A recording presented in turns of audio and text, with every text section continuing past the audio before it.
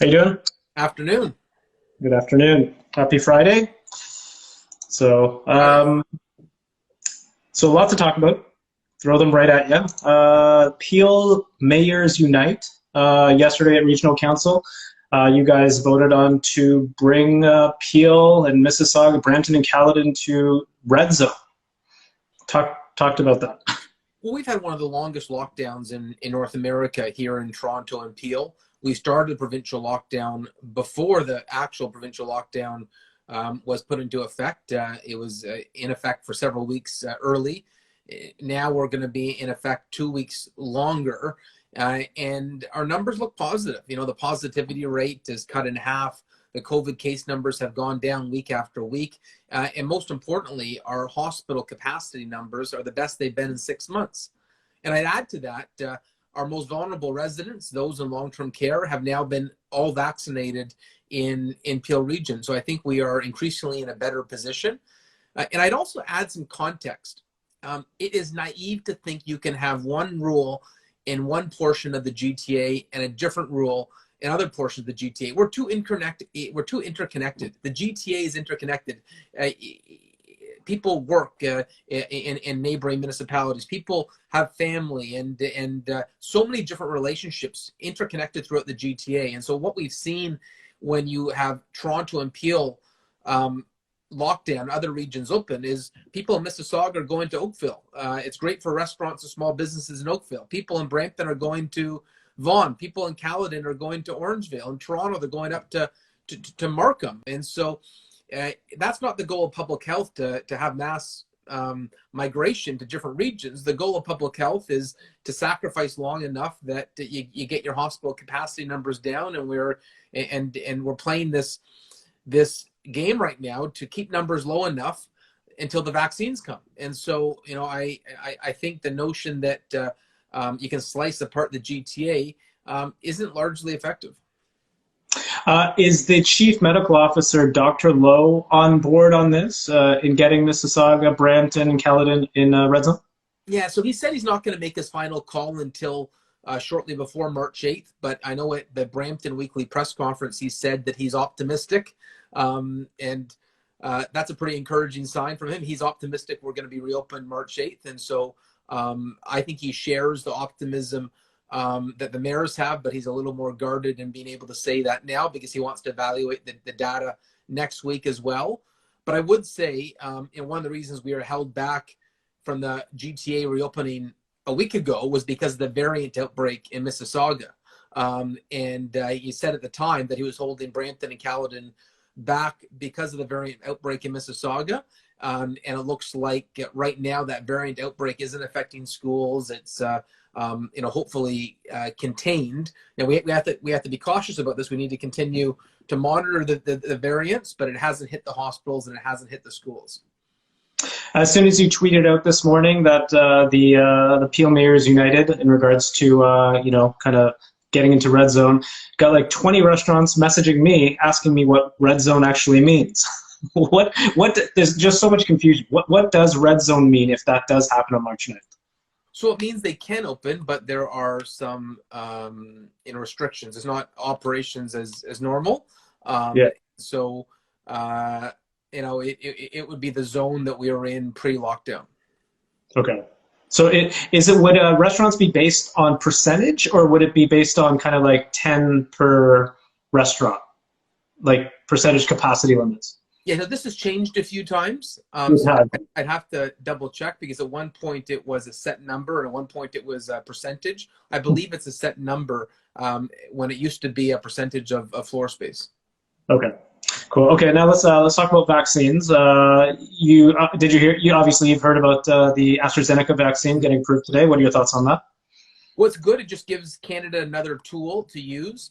Now, AstraZeneca is not as effective as the Moderna or Pfizer one, in the sense that it doesn't have the same protection and doesn't necessarily work against variants.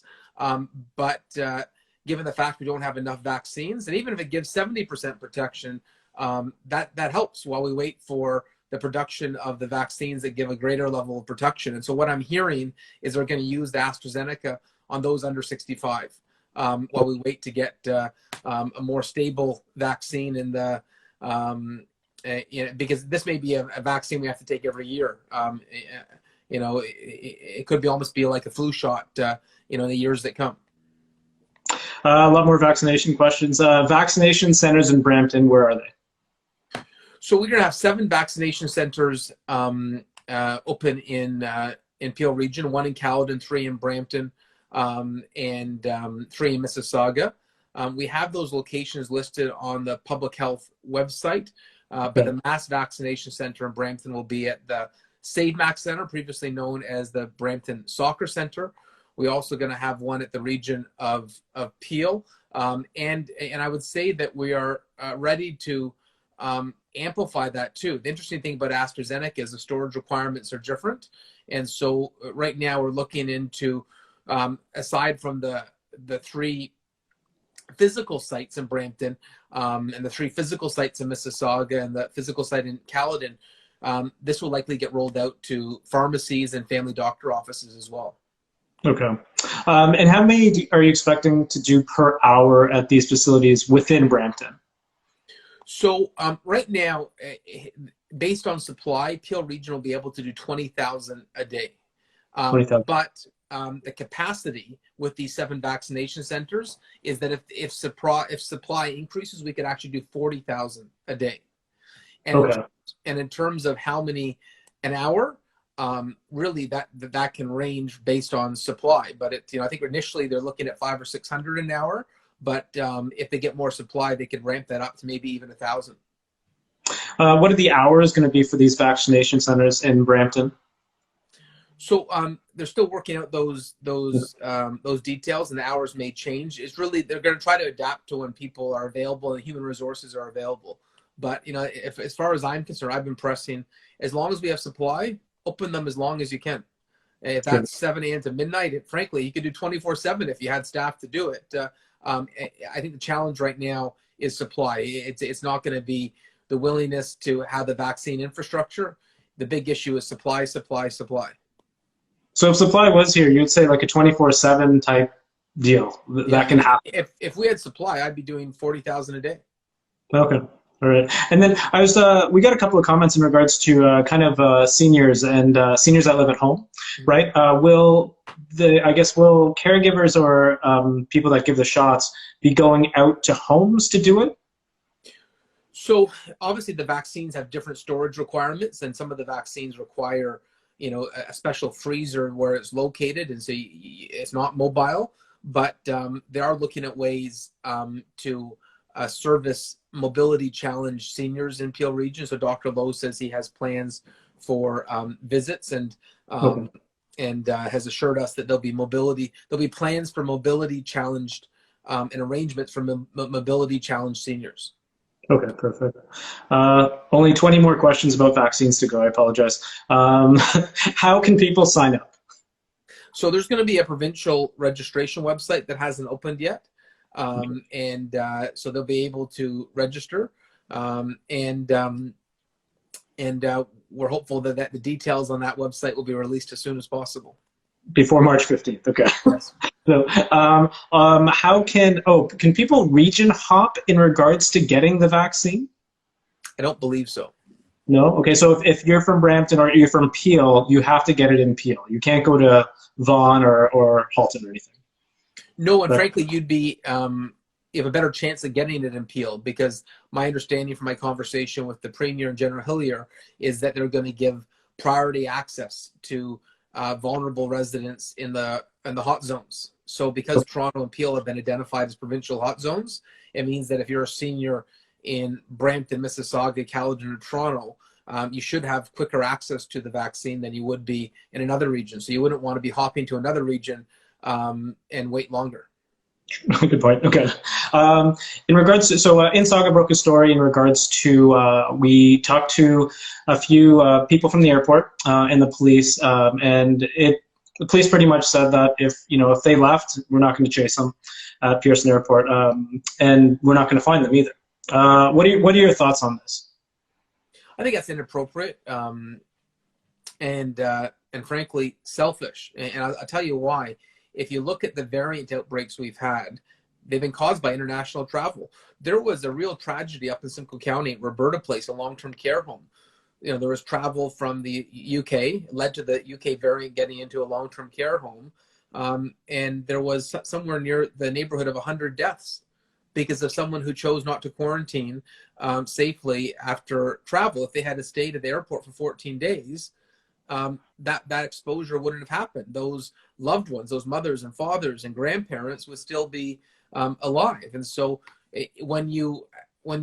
now's not the time for international travel. And if you are going to do international travel, the very least you owe the public and your neighbors and loved ones is you can stay in a hotel until you're cleared from public health. I'm sorry if it's inconvenient.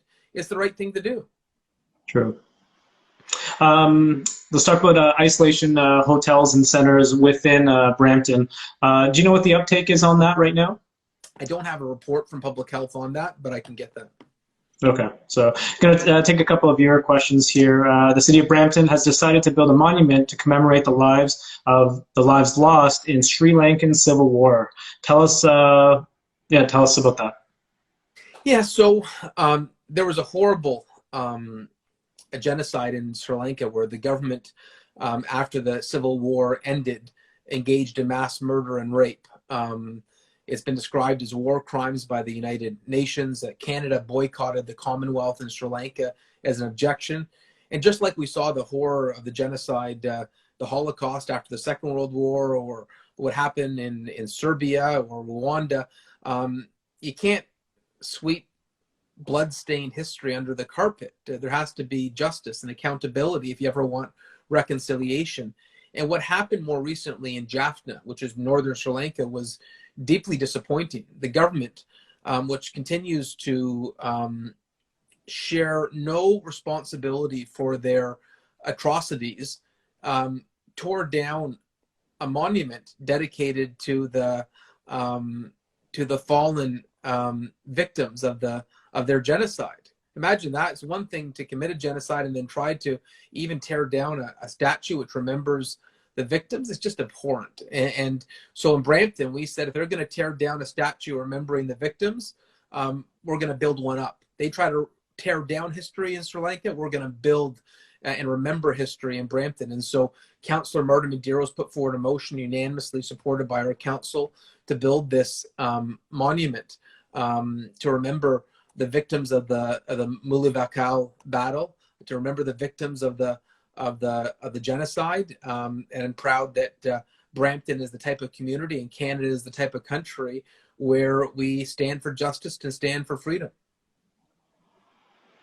Another viewer question here is your opinion on the proposed highway. So Brampton has a great proposal, and that's an urban boulevard. And we've got a proposal that is now supported by environmentalists and businesses. Because there's a bit of a friction here. You got businesses that say they need to move goods to market and that it's unfair to have gridlock in the GTA West corridor when in Toronto they built the infrastructure already. If you look at the Gardiner Expressway, the DVP, they built their transportation corridors where it's lacking in the GTA West corridor, and that's a legitimate argument. Then you have environmentalists saying we need to stop building traditional highways. We don't need, more concrete jungles. And so Brampton came forward with a proposal that brought both groups together. And we said, we don't want a traditional highway. We want more of a European model where it becomes a resident-friendly urban boulevard as it goes through urban areas. So it's a traditional highway outside of the city, and then it slows down and becomes a boulevard into the city, and then it goes back to a highway once it leaves the city. So we're hopeful that the Region of Peel and the province of Ontario will support Brampton's boulevard compromise, and I understand that the province is giving it serious consideration. And last question I have here, this might be a little bit inside baseball, but is there going to be a junior lacrosse this summer? So let me say I was very disappointed when we had a celebrated lacrosse team that was sold for peanuts and to an individual who's not even a Canadian citizen. And so we lost a little bit of our history in Brampton, but we are pursuing getting our major junior lacrosse team back. And there's always going to be lacrosse in Brampton. Brampton has a proud history of lacrosse. We've had some of the most successful lacrosse teams and players in Canada come from our city. And so we're going to continue to support lacrosse. We've got great lacrosse infrastructure in our city. And I can tell you I'm committed to continuing to build that lacrosse infrastructure so future generations in our city can continue to be accomplished lacrosse athletes. I'm sure Councillor Jeff Bowman was pretty disappointed when they left. So we have a lot of lacrosse fans. Councillor Bowman's one of them, but Councillor Willens and Paleshi, the list goes on. We actually had 8 city councillors legally object to the move, where we had council to officially state our objection. Can council stop that? We're trying to. Yeah? Okay, interesting. Okay. Those are all the questions I have. Is there anything else you want to add or anything you want to talk about? No, I think you covered it all. All right. Okay. Have a good weekend. You too. Thank you. Bye.